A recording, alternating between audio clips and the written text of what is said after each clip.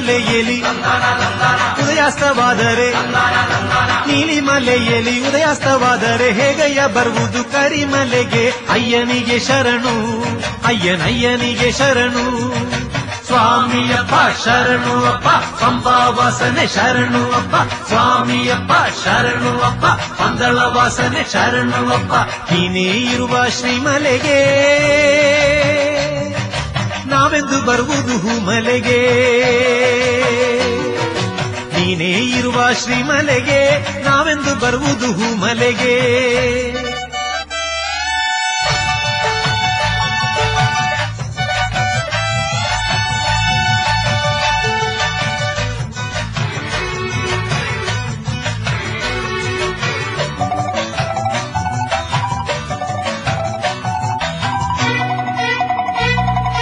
ನಿರ್ನಾಮ ಜಪತಿ ಮುಳುಗಿ